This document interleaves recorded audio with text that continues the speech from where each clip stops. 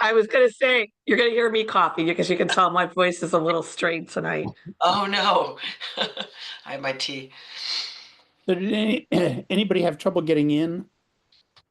I used Cam's link, Use Cam's link. the So link he sent out a few days ago. feels like people seem to be doing okay. So Cam himself seems to be having trouble. Hi, Jeff. I'm Woody Wise. Hi, Woody.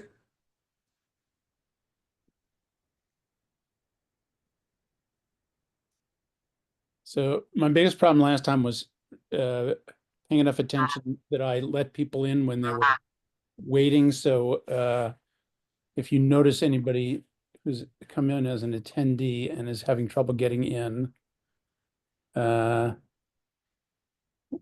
me know. I'm still getting the hang of the webinar. Why do you guys use the webinar? Just to keep, if you have speakers, just so they're the only ones on the screen? We got Zoom bombed, Oh, you did? which was I don't know. I would say unpleasant. Yeah, And the town has adopted the webinar format as a way of reducing the chance of something like that happening. yeah. I forget, we got Zoom bombed during one of our COVID meetings. I don't know, Jeff, if you were on school committee at the time, but someone like playing like Aerosmith music really loud and Well, that's not so bad. no, but could never get control over it, and they would get It was them a little off, bit they more come graphic. back on. Yeah, Yeah. It was a little bit more Considerably graphic more for our graphic. stone. Oh, really? Way more graphic. Not Wow. Aerosmith. Surprised that wasn't written up in the paper somewhere. It was. They were, well, not about ours, but it was apparently a whole thing. We found it like in the papers. It was a common thing that was happening. These it was a problem. Yeah. Well, it looks like we have a quorum. So I'm going to begin. Let me just do a roll call. Kevin or Simone, which you is taking minutes this time? I'll take. Okay. Thank All you. right.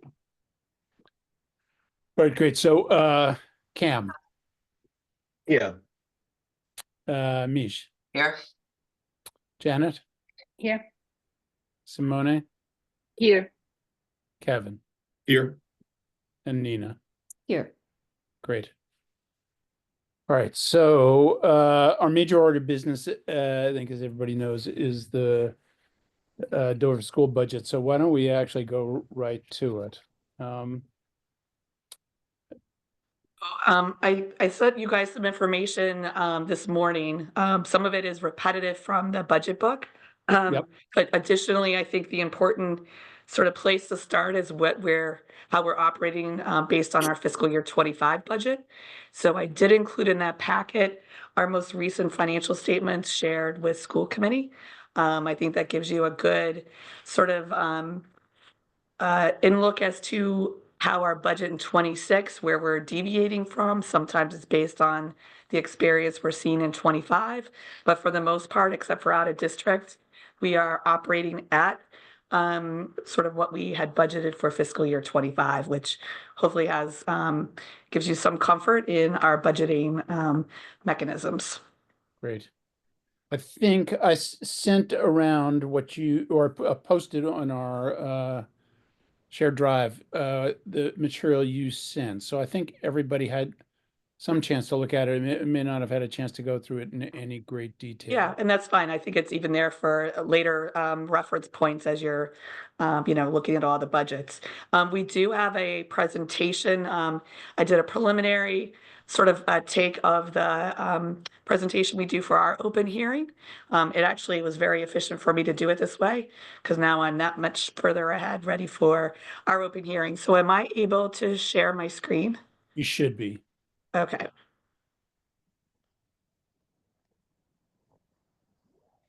Now I always just have to find where it is. Don, Don, while you're doing that, should I introduce myself? I don't know, everybody. That'd be Absolutely. great. Yeah.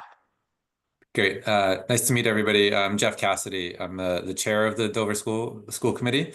Been on this is my fourth year serving with the committee, and I know Dawn's gonna take us through. Dawn and Beth will take us through sort of all the details, but definitely worth acknowledging sort of all the taxpayers in the community who are supporting this huge effort.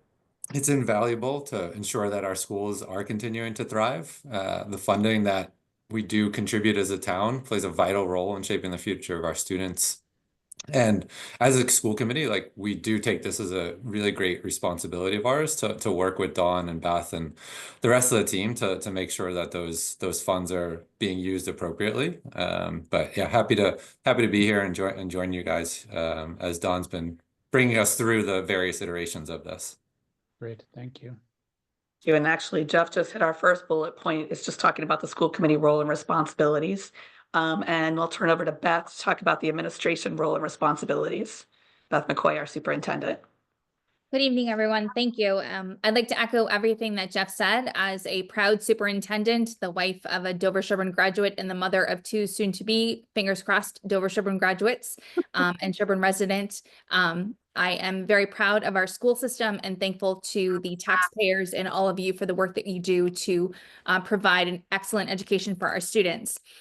This is a long process that includes a lot of thought and input. It begins in October when we work with our principals. Our principals meet with our grade level leaders, our curriculum leaders, our department chairs at the high school, look at their budgets, their needs, their goals for the year, input what they need in order to make progress and cut back where they have found that they do not need spending in order to be fiscally responsible. All of the principals then meet with the central office staff, which includes myself, the assistant superintendent for teaching and learning, the director of student services, and Dawn and myself to look at it holistically, the budget, to make sure that the school budgets match the district goals and the strategic plan. And then we bring forward to our school committee, Jeff being the chair, version 1 of our budget, which we then consider, based on changes in staffing, potential retirements, enrollments in certain grade levels, changes that we can make for versions 2 and for version 3. So tonight we're here with you. Don Vittori, our business administrator, who we are very lucky to have on staff, is going to provide you an update as to where we are at this point. Thank you, Beth. And in our budget development process tonight is our discussion with you. So some of the budget assumptions that we think about in October when we start this process is regular school operations with level enrollment. That's actually sort of a budget assumption that still is living from the COVID days where we had some disruption in our operations. But I think it makes sense to continue to say that we're budgeting assuming regular school operations. Obviously, we read your compliance that you share with us and make sure that we are building a budget based on your request. And then we strongly align our budget with our district strategy. And we have 5 buckets in that strategy. There's more information about each of these buckets in the budget packet for you. But here, just to highlight, we do excellence and innovation and learning, challenge and support all students. Obviously, professional learning and growth is very important for an educational operation, family and community engagement, and safe and sustainable spaces. So some of the things that weave through our budget are all based on sort of our goals to address these strategies. And obviously at the elementary level, we're continuing to assess our student needs at both our general and special education. One thing that we have seen come out of COVID for all of our students is more emotional learning support. And so you've seen over the past year or so that we have increased our guidance support.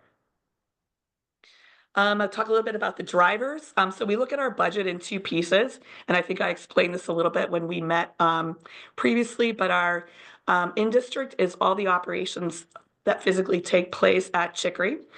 Payroll is 85% of our in-district operating budget. Obviously, the key budget drivers there are our contracts with our associations. All of our contracts for fiscal year 26 have a 3% increase. And in addition to that, remember our educators have a matrix where they also get a step increase. Those step increases range from 4 to 9%.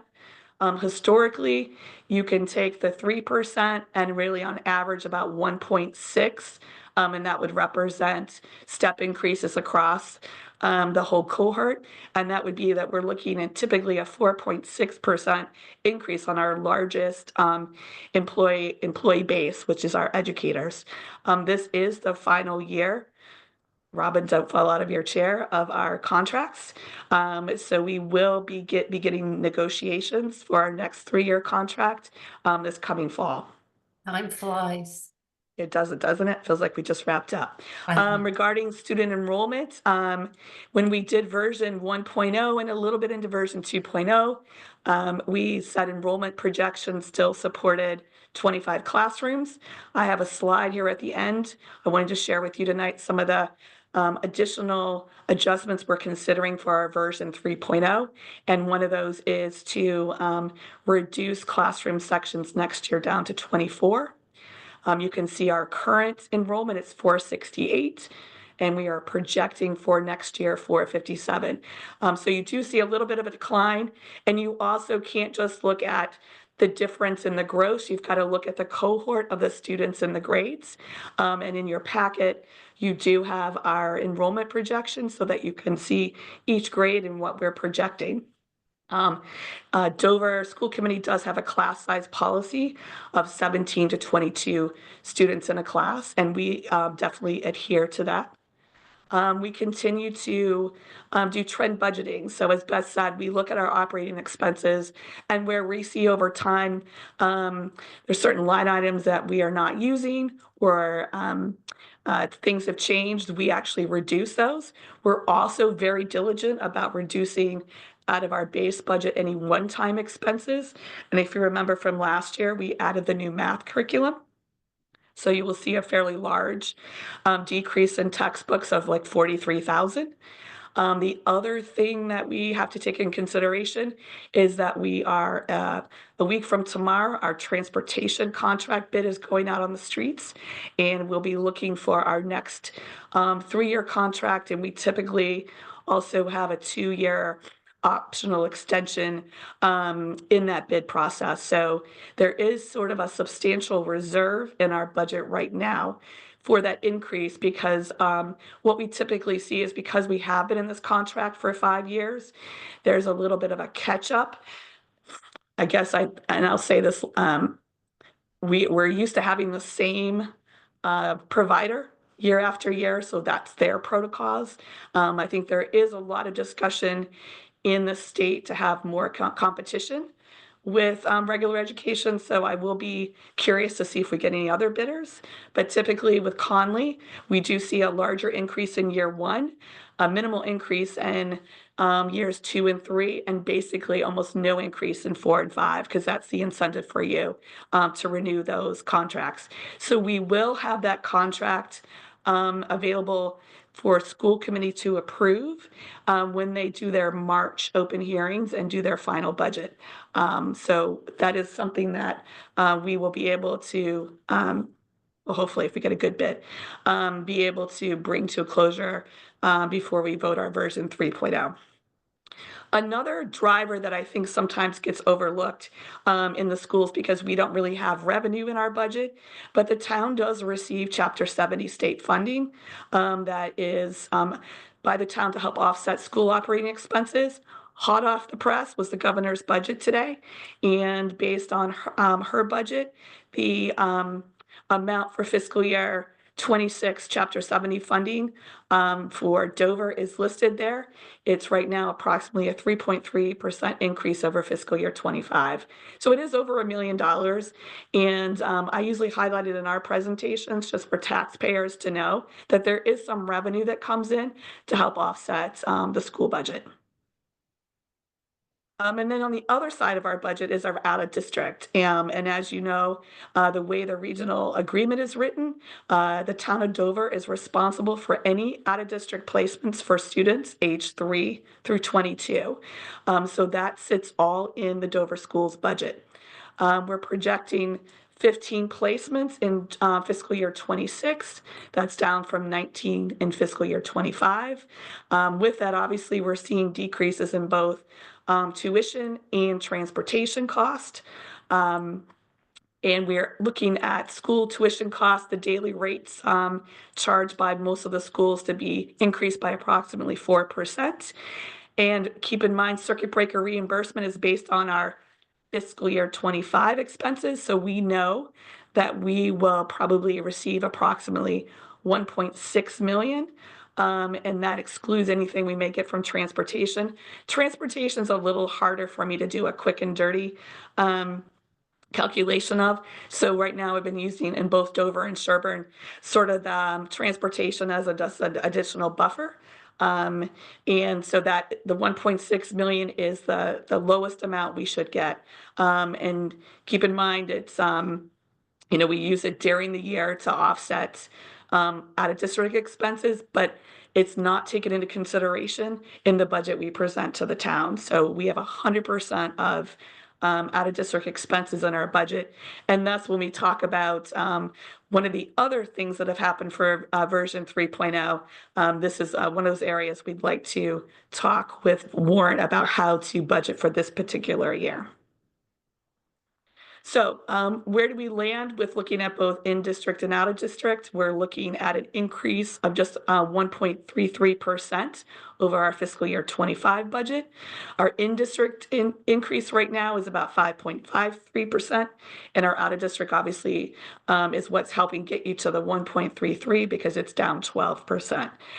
We throw in there the per pupil budgeted expenditure. Again, that is not a number you're going to go and find on DESE. That is just raw calculation based on our operating budget and our number of students. One thing that's interesting to look at compared to last year's, keep in mind we've added the special education program connections in fiscal year 25 and 26, where we're increasing it in 26. Also, as our enrollment decreases, there are fixed costs that don't go away. So that is a little bit explaining that difference of why that the per pupil expenditure looks a little higher. Again, when we do our version 3.0, these numbers are going to change, but this is where we stand right now with version 2.0. So there are a lot of numbers here, but in your budget package actually is our primary function codes and shows you our actuals for 22, 23, and 24, our budget for 25 and 26. One thing that I do for you at the bottom to make sure you equate our budget numbers with our actual is add back in the circuit breaker. And this has always been something that confuses townspeople when you have our numbers in the budget, because they would see like the 9.3, the 9.6, the 10, and then our operating budget usually jumps up. And that's because when you report our actuals, it's not a circuit breaker. So the more realistic number to look at is to go down and look at the numbers with circuit breaker added in. So I just think that's important for Warrant to understand sort of some of the nuances of our budget and reporting actuals. And so I think that it's interesting to look at sort of our in-district budget broken into two components. And one is the direct services to our students. So staffing is approximately 6.62 million. Expenditures about 305,000. So in total, 76% of our in-district budget is direct materials and staffing support for students at Chickering. I've given you the breakout of number of FTEs by category. Our general education, which includes all of our specialists, our special education, our guidance counselors, our nursing and librarians, and then the 305,000 sort of makes up the supplies, special education support, like outside service contracts for students on IEPs, all of our technology needs, and obviously another important piece is professional development for all staff. But I think it looks impressive that 70%, 76, I feel like I'm a not-for-profit saying how much of our money goes back to the direct service, but 76% of our budget does represent direct educational services at Chickering. The other, in that, I wanted to just highlight some of the significant in-district budget adjustments. As you know, we have transferred the Connections program from Pine Hill over to Chickering last year, mainly because the cohort of students are now more predominantly in Dover. With that, obviously, the strand will continue to go up. So we'll have a lower Connections program, which is K to 2, and then an upper grades, which is 3 to 5.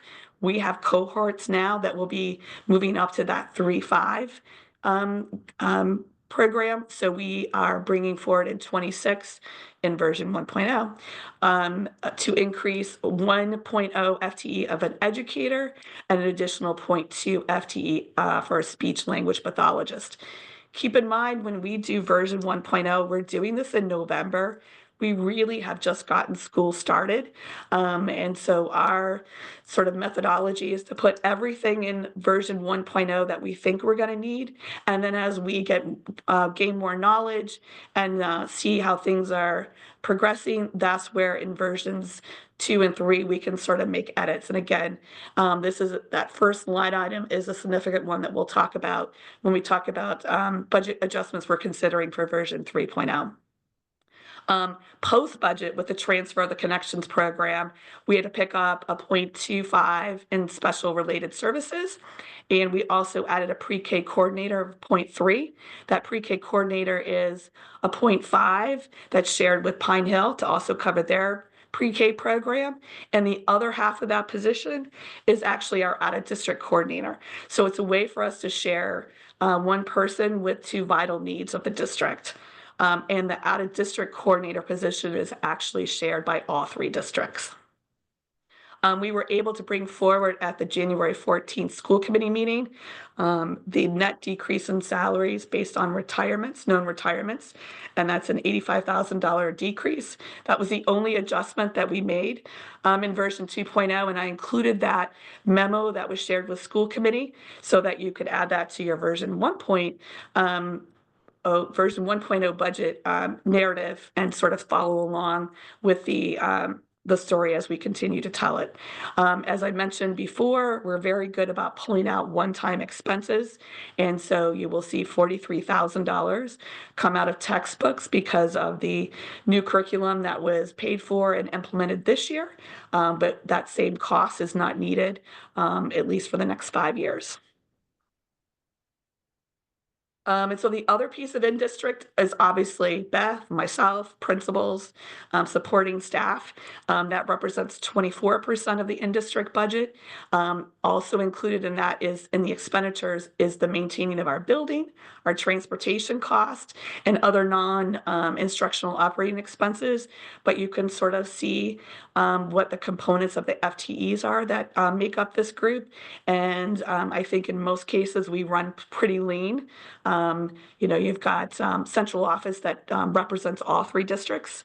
And so I think that it's a cost savings in the way that we staff. But I do think that we're as efficient as possible as far as money we spend on those positions that don't directly have services to students, but have a huge impact on how those services are developed and played out. Switching over to the out of district, our tuition costs in version 2.0, 1.0 and 2.0 is a little over 2 million. As I mentioned, we're projecting 15 placements. I think it's also always helpful to have sort of the age group of those placements. We've got less than 3 at the pre-K 5 level in programs like Connections, and our integrated preschool is what helped keeps that number down. So those programs that we have in district that may be additional cost to our budget are definitely seen an impact on the number of students we see go out of district. We have 9 placements at the regional level, and then keep in mind that we do cover students through age 22, so we have 5 placements in that age category. Another big cost of out of district is obviously we have to transport a majority of these 15 students, and it's not on our regular school buses, it's usually on individual vans. We contract with Accept Collaborative to provide the majority of that transportation, and we're estimating our transportation cost for fiscal year 26 to be just a little over 300,000. Again, I think the benefit of this transportation cost and being able to sort of reconcile the amount that we expend on this is the fact that we are getting some circuit breaker reimbursement now on transportation, which I think is a huge improvement in the reimbursement for what districts expend on out of district. So looking at a brief synopsis of version 1.0, 2.0, we have the following changes that administration is currently evaluating, and ones that we most likely may bring forward to the Dover School Committee at their March meeting. As I mentioned, based on enrollment, we're looking to reduce 1 classroom. That's approximately savings of 60,000.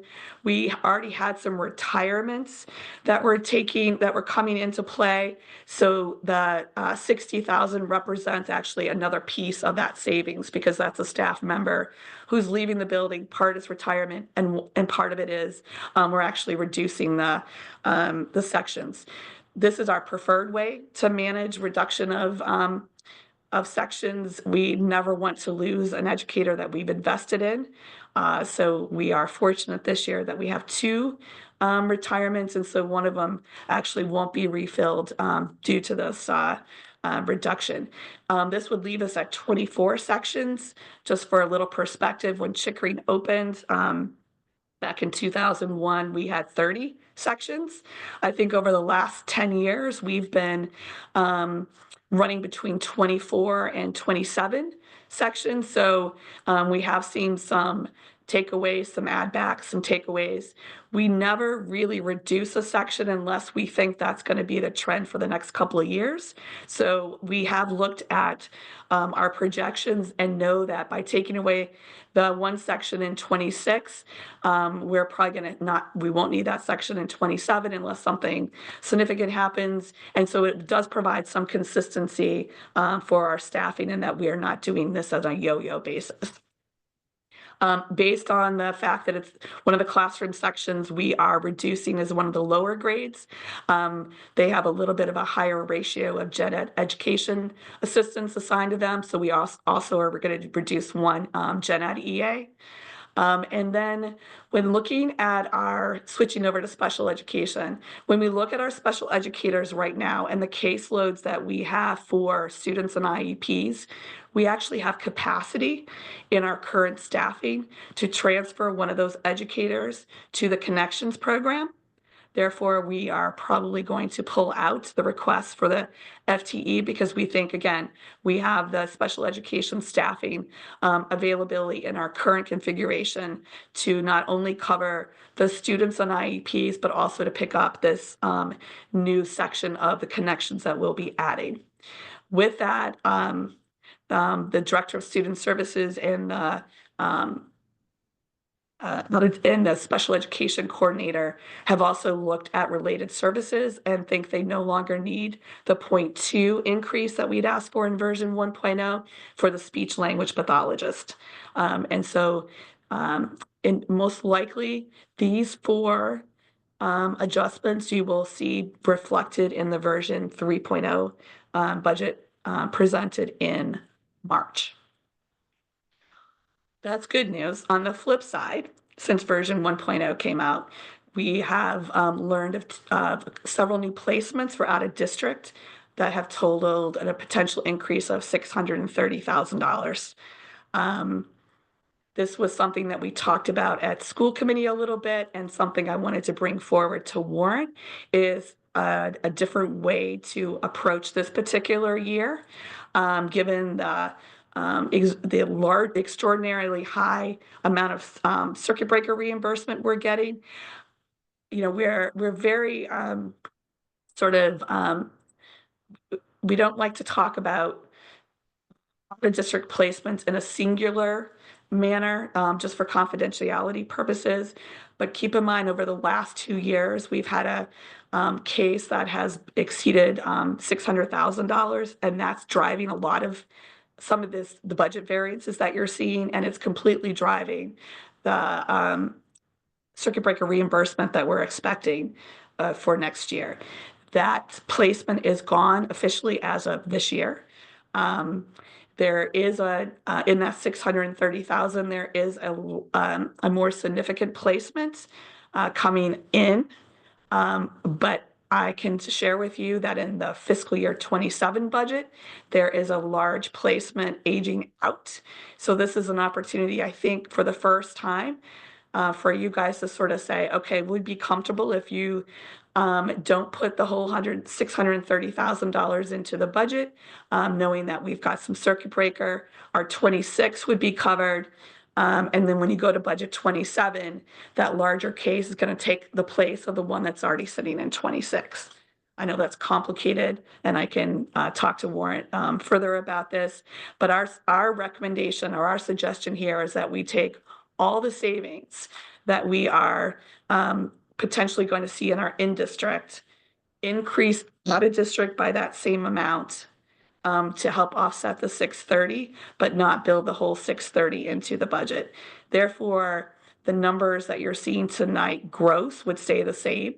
It would just be a switch between some additional costs being added to out of district and some costs being taken out of in-district. So Dawn, would that keep, so you know, for us, some of the biggest drivers are large incremental changes. So that would leave, like, we wouldn't be looking at a potential large incremental change in out of district, given everything stays the same. Exactly, Right. exactly. And I did share, I think, for just a look back, a 7-year sort of chart of circuit breaker, our out of district expenses, what we budgeted in our circuit breaker. And you can definitely see that, not including fiscal year 25, if you just look at the previous past 7 years, our average circuit breaker is about 1.1 million.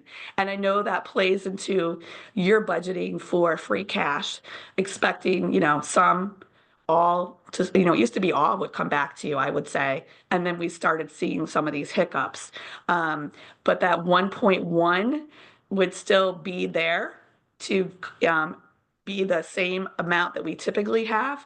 And then that extra from the extraordinary case that we have would help cover this 1 year of this new placement that just actually it's a move-in. And when a move-in moves in from out of state, we immediately accept the responsibility for that placement. So that's why it wasn't something that we knew about that was necessarily in the district back in November.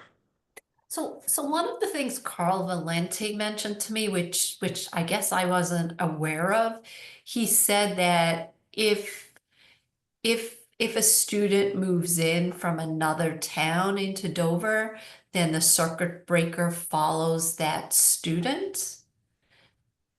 And No. Okay. I don't think that's right. So if a student moves, like, okay, so one of the other placements that we just became aware of is another move-in, but they moved in from another district. So when a student is moving from one district to another, and they're in and out of district placement, the receiving district is held harmless. So we're not picking up any of the costs for that student who lives in Dover right now because they moved in from another district. That district is responsible. Okay. Next year, then we will be the responsible LEA or the responsible district. But we will receive the circuit breaker for that student. We will receive the year circuit breaker in Yeah. a year after they join us. So there is a Okay. hold harmless with Right. move-ins so that you're just not forced with unexpected expenses that you may not be able to handle. Okay. So that is a law that sort of does protect districts with move-ins. It only protects you though if it's a move-in from another Massachusetts district and they're in an out-of-district placement. Yeah. Okay. Because you could have David posted situations. David posted a question in chat. I think this answers it, Dave, which sounds like the money does follow the student if it's coming from in Massachusetts. Yes, Well, thank you. It was just addressed for me, so thank you. Okay. Dawn, I have a question. If we were to use the circuit breaker to basically smooth out your budget for this year, does that mean we lose sight of those rather dramatic fluctuations in out of district expenses? Or, you know, I'm just trying to grasp what that might mean from a longitudinal view. Yeah, I think from a budgetary standpoint, it's going to smooth out a 1-year bump that you would see. So I think it would be a dramatic increase. And I think that to put 100% of our out of district in your operating budget for taxpayers, when you know you're going to get $1.6 million to offset that, that's where I think we've reached that threshold that maybe that is such a big enough number. That's something, it's rare. Dover is one of the rare places that budgets this way for out of district. No, I understand Dawn, that can I- argument, can I just Dawn, break but you for a second? my question is more oriented towards trying to understand over time what's happening with our expenses and You're still going to costs. see, your, when you look at our actuals and you add back circuit breaker, you're like that schedule I showed you, you're still going to see what's happening. Okay, fair enough. So Dawn, it might be helpful because this is really complicated to show it in a spreadsheet. So you know, so the way I'm envisioning it is your in-district charges would have gone down by 600, say, right? And your out-of-district would go up by Yeah, that. well, you're not going to get the whole 630. Okay. Yeah, so we've got what, $177,000 here. I'm suggesting we take $177,000 that's coming out of in-district. I'm going to increase the out-of-district tuition up by that 177,000. That helps cover some of the 630,000 that we know about. And I'll be honest, the 630 is what we know today. If you look at the roll forward of the budgeted placements to the budget year, you'll see how much fluctuations we see, the ins and outs of that. And so, but I feel why I think this makes sense this particular year is because we have an excessively large amount of circuit breaker.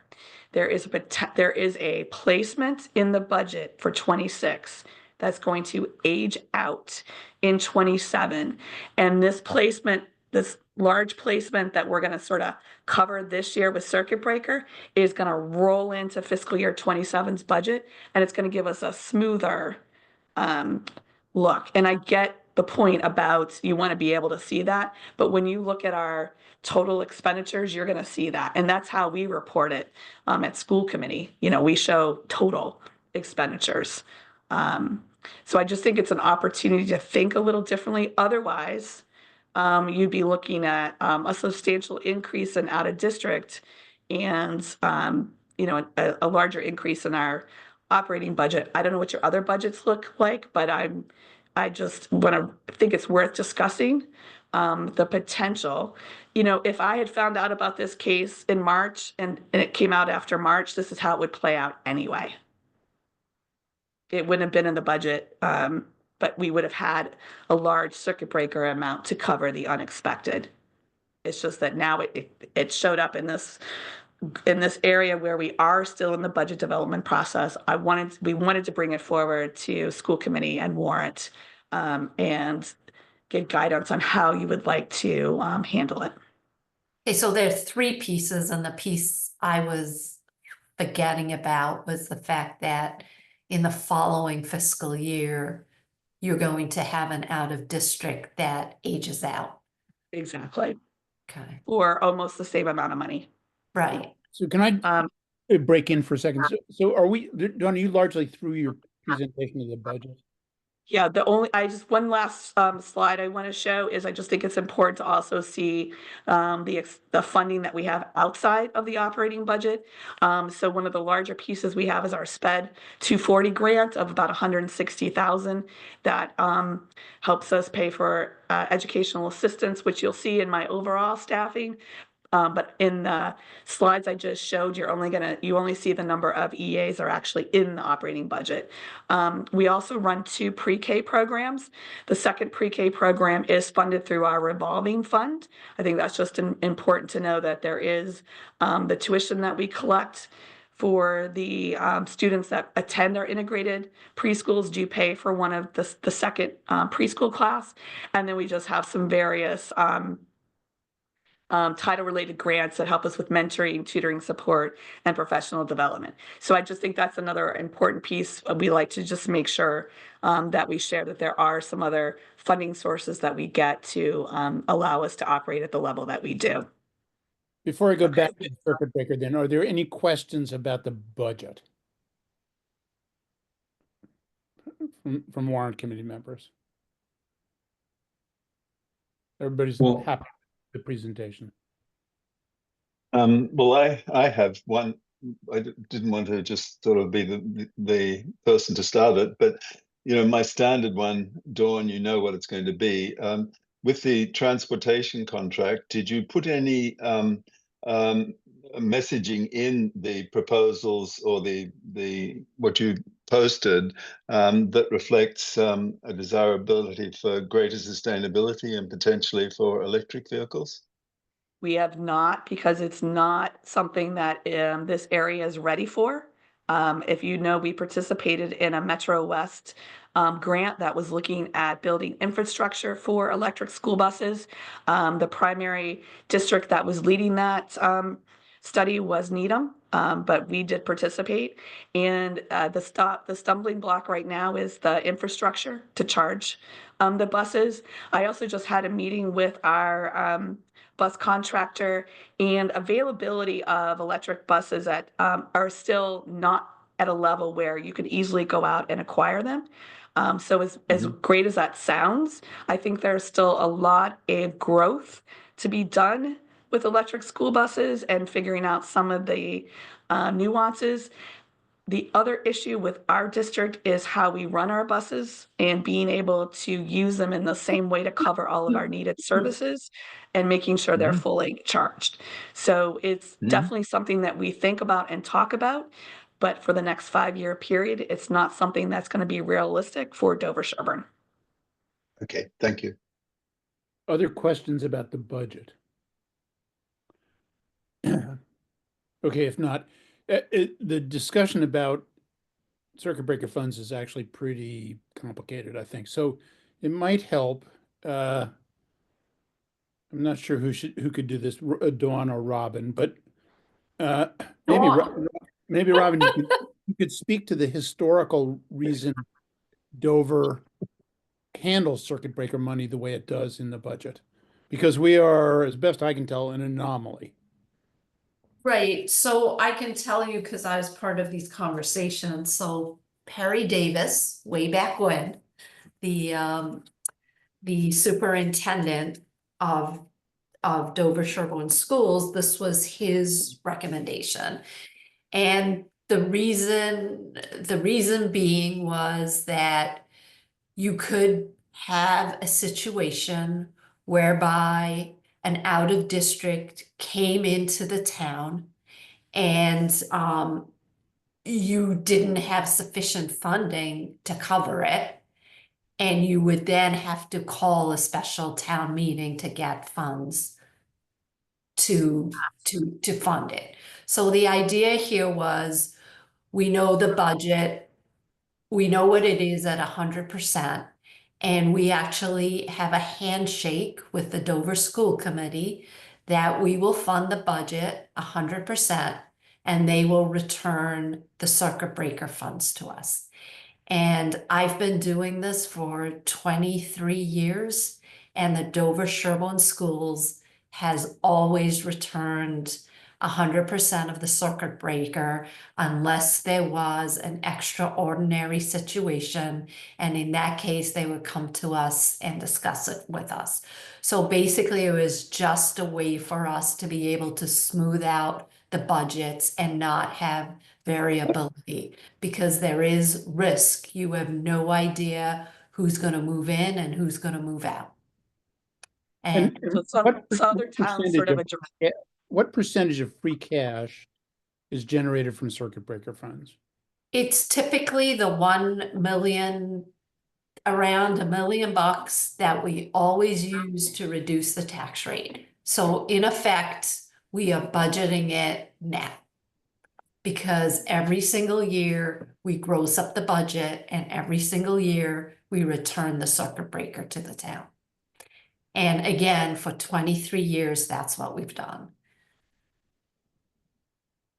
Right, and that's been a comfort. I think I wish more people understood the whole free cash and that swing, because you get a lot of pushback every year at town meeting about using free cash.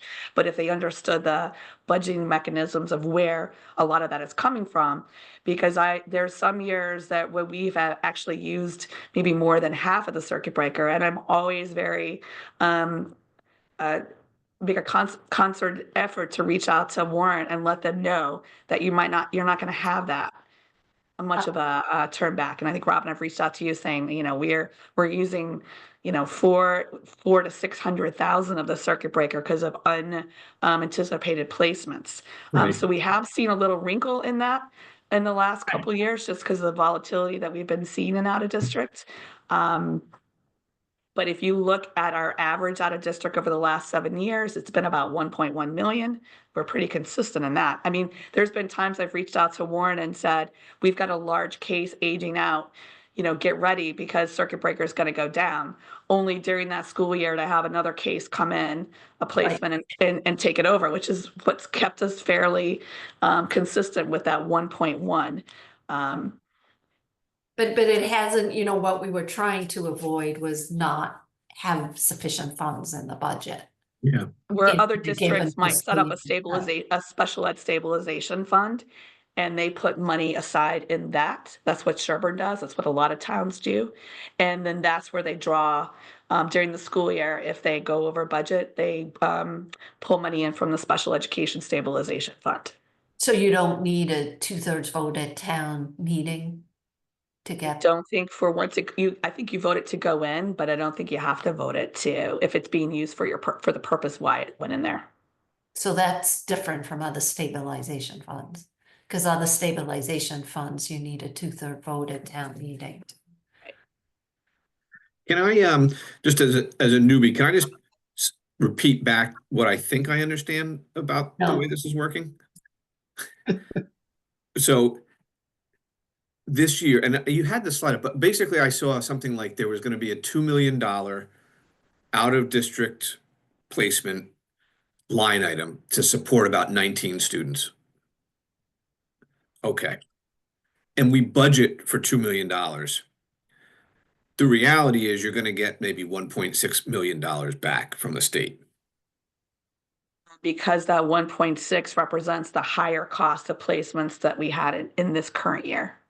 Right, but whether it's 1.6 or Yeah. you're Right, getting exactly. okay. Yes. So And that money goes to free cash. Right. Well, hold on. I know. I think that's where it goes mostly. But so essentially, the town then is the town is just paying the delta, right? Like, if it's 2 million and we get 1.1 or 1.6 back from the state to support those students, the town covers the delta, right? Exactly. Okay. And so we're being very conservative we're basically saying, like, we're gonna budget for the whole amount, like we're not gonna. You're assuming you're not gonna get anything. Right. Exactly. But then, so now, since the 2 million is there, and then you've got this, we're receiving checks from the state and it's up to, I don't know if it comes all at once or quarterly or biannually. Quarterly, Quarterly. okay. So then we've got this cash accruing, and if somebody comes into the district that was not foreseen, we've now got the cash on hand to cover that without having to trigger a special town meeting. Correct. Okay, and then if it never gets spent, you just transfer it to free cash at the end of the year. We turn it back. Okay. We basically, how it gets turned back, we basically send special out of district cost over to the town that they post against circuit breaker. And so it frees up expenses in our operating budget that then comes back to you as turn back. Okay. But you can never, if you've got that circuit breaker money sitting around before the final transfer back to free cash or whatever the mechanics of it are, you can't take that and say, like, if a boiler blows up, you can say, oh, we'll just use 500,000 from circuit breaker to pay for this unexpected CapEx, right? Like, it has to stay in a special education budget. Yeah, well, that's where Robin said you have like a handshake agreement with the school committee. I Right. think that, they could go rogue and potentially do something like that because that budget is in totality managed by the discretion of the school committee. I think historically, though, we've always managed it appropriately. Out of district overages go against the circuit breaker unless there's the couple of times that in district have gone is where we've had special education cost in district that have exceeded more than we could cover in our budget.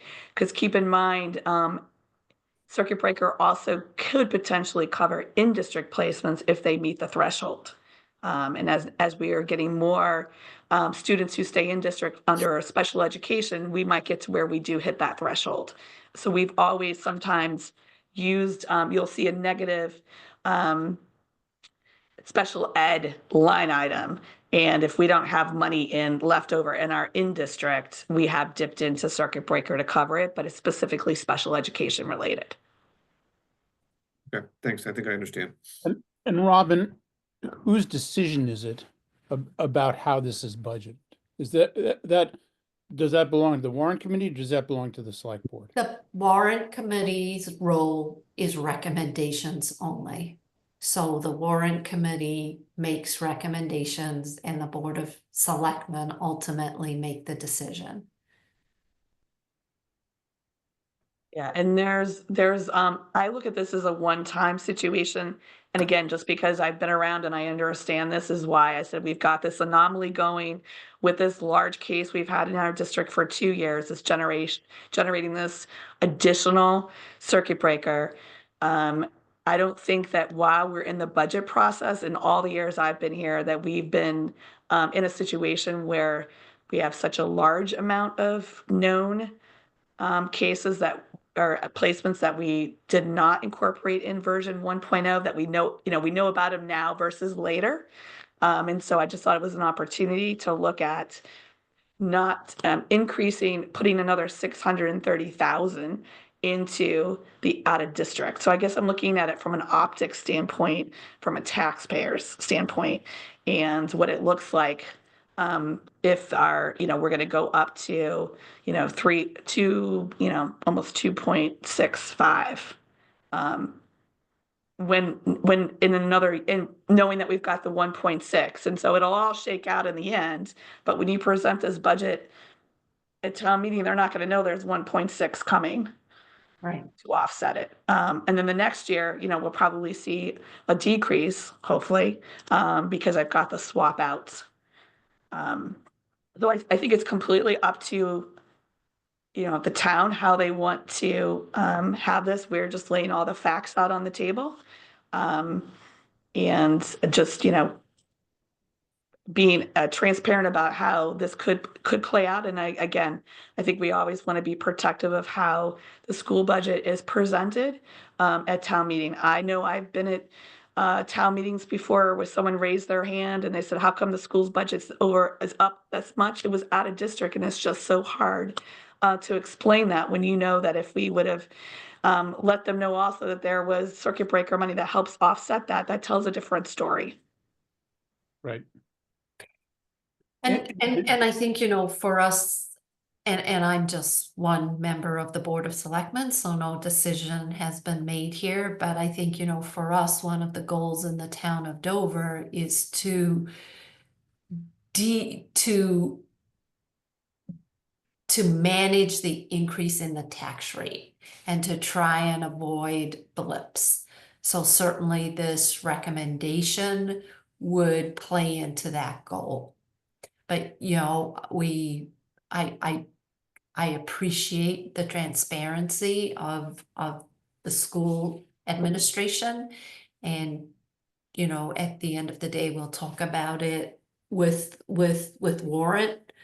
But, you know, it certainly, your recommendation to me makes sense. As you're talking about it, if you need additional information, I think that chart that's in that packet showing the 7 years is helpful. You can see the years where we might turn it all back, but then you can always see blips.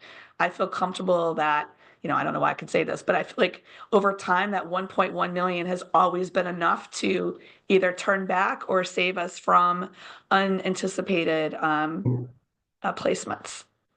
Right, and I mean, we've always been fortunate that when the schools had to utilize some of the circuit breaker, then other departments had larger turnbacks, so we could always sort of maintain Right. the amount of free cash that we use to stabilize the tax rate.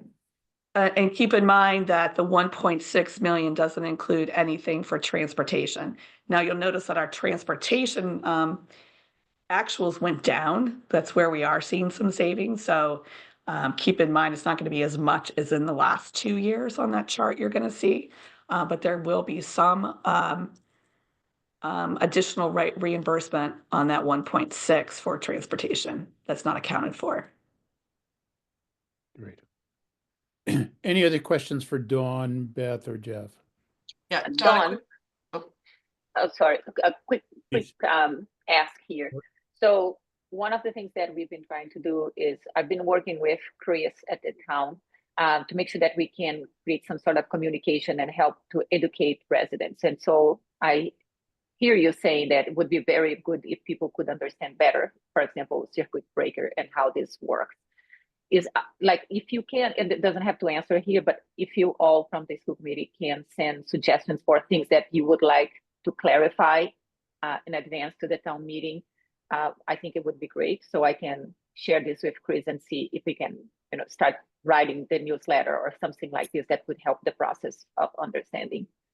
And I will say, since I've switched roles from school committee to being in the business office, I think that I've made strides in the schedules that we've been putting in the blue book to make it clear about circuit breaker, because that was something that I was on school committee, always bothered me that I didn't feel like it was getting sort of the airtime that it should, given the impact it had on our budget, specifically the school budget.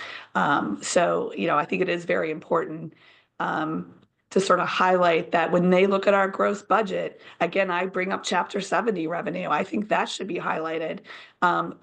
That's specifically because you have a school. It's not because of the town necessarily. It's coming from the school.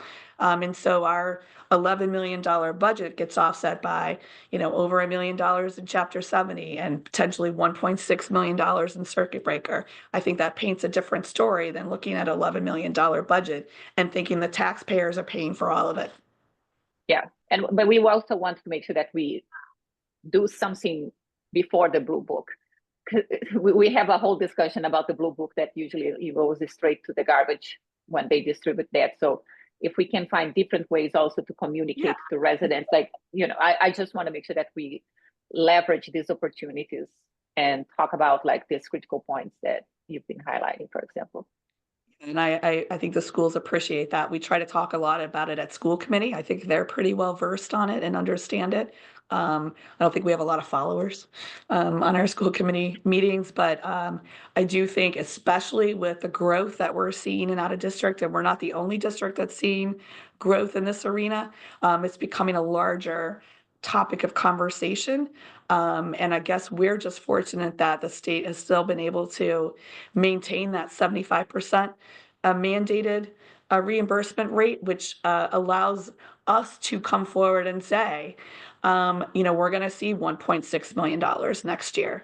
Back in the day, we used to always have to say, well, I don't think we're going to get up to that 75. It could be 40%, it could be 60%. Right. But by adding on the transportation reimbursement, it basically guarantees that we'll always see 75. Well, for the near future, we'll always see 75%, which makes it much easier for us to estimate what circuit breaker is going to be for the following year.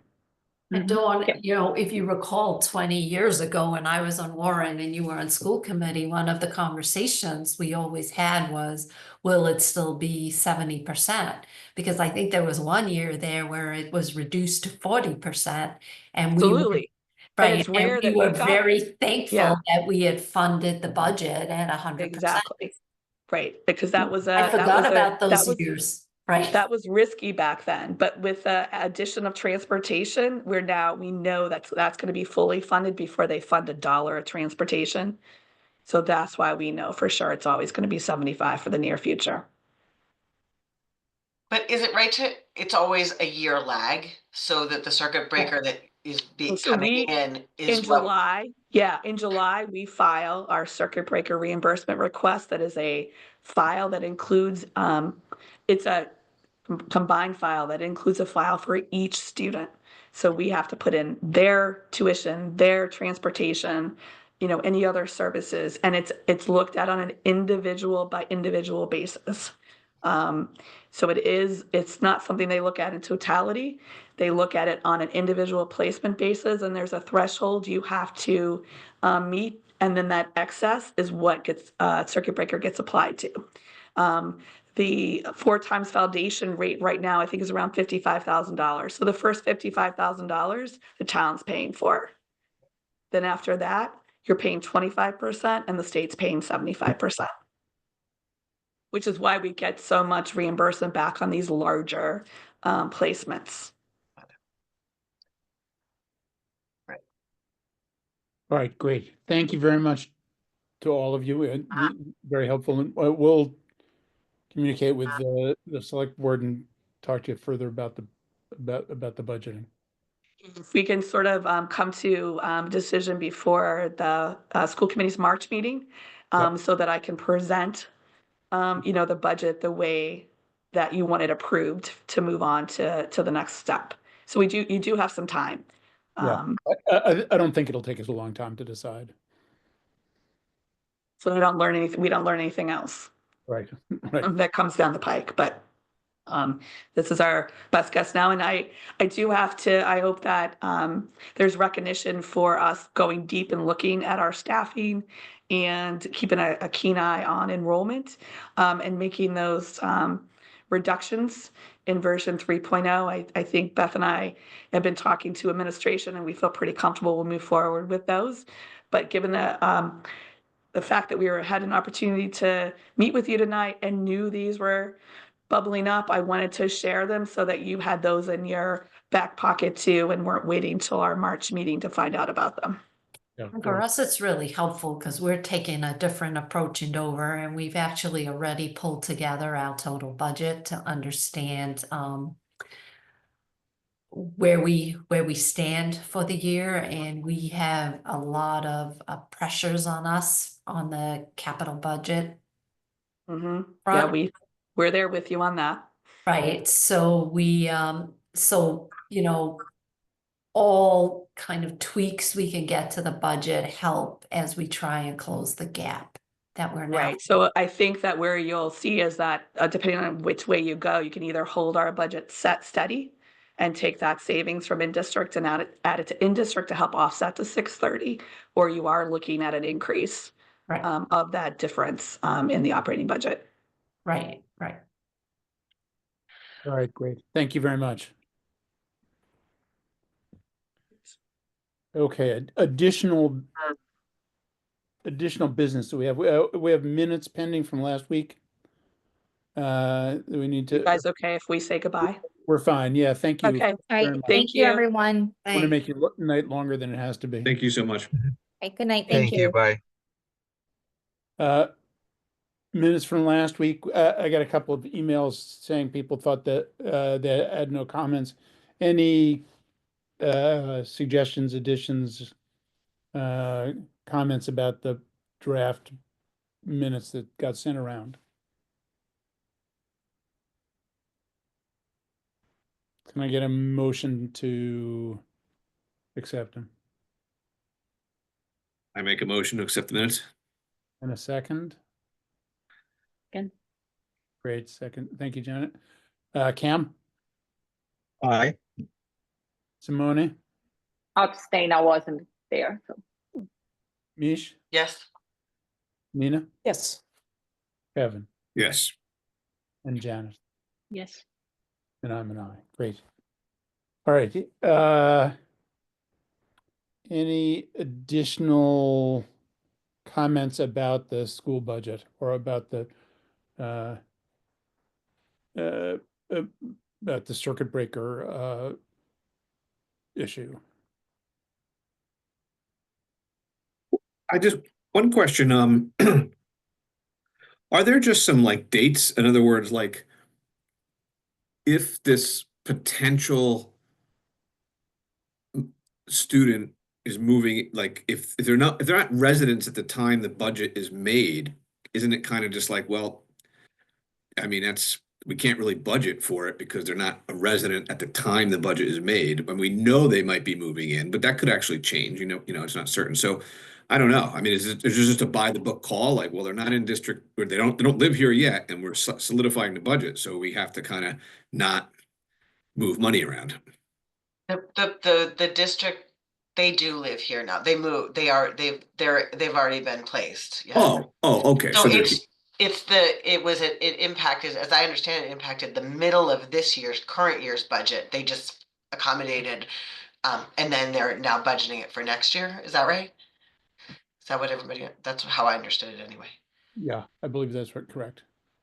I can look back. And so My understanding is it came in after the initial first version of the budget had been created, and that's why we've got this issue now rather than earlier.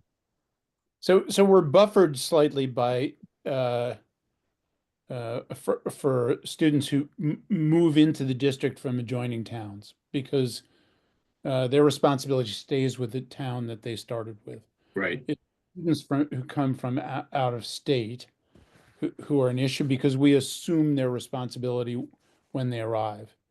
And this is the whole discussion about, do you have some kind of reserve fund? Do you budget as we budget currently to have the capacity to absorb fluctuations in the expenses that you can't predict at the time you're making your budget? Yeah. which some of them are really high, as you can see, the tuition plus the transportation. So they can have a huge impact on your budget. I mean, on an $11 million budget, it's a little bit misleading, because the $2 million for circuit breaker expenses is for the whole school system, correct? Am I right about that? So it's not all Chickering, Right. but even if you look at the entire school system, it's a significant percentage of the entire expenses. Yeah. But it's not something that is controllable or anticipatable, Or even consistent student to student. or even consistent student to student. And the state, is that funding ever vulnerable at all? I mean, it sounded like the budget's sealed for the next 3 years, but has the town ever experienced any Yep. dramatic, for lack of a better word? Not in the last several years, but in prior years, it was quite vulnerable. I think the longer it goes being fully funded, the less likely it is that the state is going to kind of revert to making it a variable expense. But the reality of the state budget is that they have a lot of competing priorities, and this Right. may not be one that they choose to fund completely at some point in the future. So I think some of this gets covered by federal funds. Yeah, I was going to ask about that as well. So, You know, it has been at risk in the past. You know, I remember years where we budgeted at 70% and the state couldn't close their budget deficit, and they reduced circuit breaker to 40, and we had to absorb the rest. You know, it This was was, nothing yeah, you could do about it. It's an unfunded mandate that we're responsible for. and do we have like some sort of a mitigating plan or plan B, whatever you name it, considering the change in administration at federal level and how this can potentially impact, particularly a state like Massachusetts and our ability that they state fund our needs? Because we're funding the budget at 100%, we're being conservative Yeah. and protecting ourselves. You know, Yeah. if we were to say, well, we know we're gonna get some circuit breaker back. Like last I talked to Sherborne, and this was many years ago, they were hedging by funding, you know, I think they had a 30% cushion in a reserve account. I don't know what they have now, but you know, for us, we always felt that, you know, it's a cost, and I think somebody here pointed out that there is a 1-year lag, but we've always had the lag, and it kind of smooths itself out. Yeah, but I'm thinking like a little bit just beyond even like the circuit breaker, because we also have been relying in some grants that other departments have been finding to help fund the budget. So as a big picture for the overall town budget, like, do we have a plan B beyond? And I think like school, it's kind of like a relatively safe space, and if I can say that. But if I think about like all the capital that we've been discussing, all the challenges that we have in many different departments, like, what is it, like, have we ever had an experience like that? I mean, maybe it never happened and will not happen, but is there a plan B at one point, or a mitigating plan, something like this? You would have to cut services. I mean, Mhm.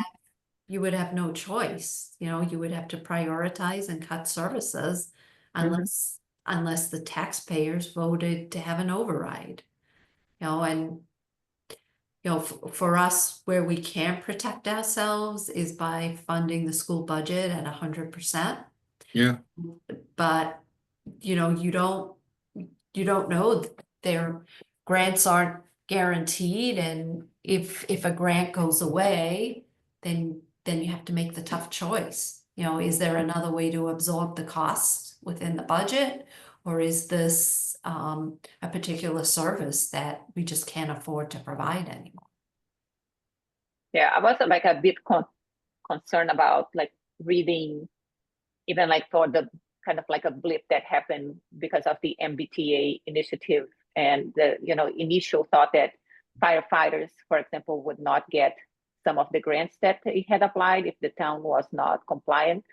And I know that we are not there yet in terms of being blessed or cursed for where we are, but it's like, for me, it goes beyond, as I said, like beyond the school situation. And I think Cam has raised like questions about like, okay, so how we guarantee that our fire department can address all these increases in fires that we've seen happening, in bush fires that we see happening, and so on. So I'm just trying to leverage the discussion and make sure that there is a plan in place and people fully understand that it's kind of a tough moment at least until we see a little bit more of what happens. Well, At least one thing, Simona, is that the schools constitute such a large portion of the budget, and we've normally protected ourselves through the circuit breaker process. So that helps the broader town budget as well. Mm-hmm. I gotta say, I think the way it's been operating is part of why we are pretty fiscally sound as a town, right? I mean, we're being conservative. We're budgeting as if we're not going to get any money back, and then when we do, that's great. So it seems to be pretty working pretty well.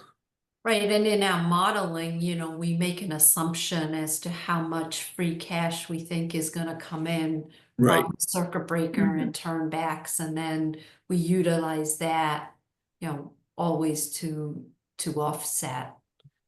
Right. But wasn't one point Don was making was that we don't always budget 100% because there could be an out-of-state move-in mid-year that increases. And so we thought we were budgeting 100%. We intended to budget 100%, but their expenses went up, which they have to cover if it's out of state. And so the only safety net for that is the circuit breaker from last year's reimbursements coming in. So they're That's using, right. yeah. So so it seems like there's two separate things with the circuit breaker. One is surviving the current year. You know, it seems effective at that, but seems strange to me that it's not reflected, that this town people don't see the reimbursement for last year coming reflected in the budget. Because if it's truly a 75% reimbursement for the cost of out of district placements, then that's not how it's showing up, right? I mean, that's not how anyone's understanding it. Not an entirely true statement, what you Okay. said, because we talk a lot about utilizing a certain amount of free cash each year to reduce the tax rate. And we always make a point, and when you look at the budget model, you will see that specifically as a line item. And we always make the point of telling people at town meeting, you know, most of this is coming from the circuit breaker. It's not coming from turnback. So we're not over budgeting significantly. Most of it is coming from turnbacks. And in years where we've had to utilize part of the circuit breaker, we got lucky. We were able, you know, we had some extraordinary turnback that we weren't expecting. Like, and there are, you know, little cushions within free cash, and you could always elect to use a little bit more, but you know, it's an art. You know, you basically have to make some assumptions, see how they play out, and usually at the end of the day, things work out, but maybe not the way you had forecasted them to work out. You know, you took something from bucket A that you didn't think you were going to have, but bucket B was less than what you had. You know, there's no guarantees that it will always work out, but so far it just has. Okay. But you know, again, this free cash thing is really hard to understand, and we've tried to be really transparent and to explain it, and you know, and we've had to, because people have stood up at town meeting saying, I want 3 million back. You know, and you have to explain, well, if you get 3 billion back this year, you need to think of it as a rebate that you're not getting back the following year because it's not available. So it doesn't permanently reduce your tax rate. So then you're going to be screaming because your tax bill is going to go up like 20% because you're not going to have the rebate that you had the year before. So it's you know, that's why I keep harping on how we really want to manage the increase in the tax rate, because that's the best thing we can do for taxpayers. So just so you don't get these huge blips. All right, great. So I'm gonna have a meeting next week, but I think it'll be short of a bunch of different things that I want to go over that are pretty concise. But why don't we close for tonight? So I'm happy to get a motion to adjourn. Someone want to do it? Everybody Sure, wants I'll do it. on. All right. Cam's made a motion to adjourn. Do I get a second? Yeah, Yes. yeah. All right. Simone, or Nina? Yeah. A second. All right. So, Janet, Yes. Kevin, Yes. Nina, Yes. Cam, Yes. Simone, Yes. and Mish. Yes. All right, great. So I'll see you next Wednesday. Thank you. Okay. Thank you. Thank Thanks, you. everyone. Thank you.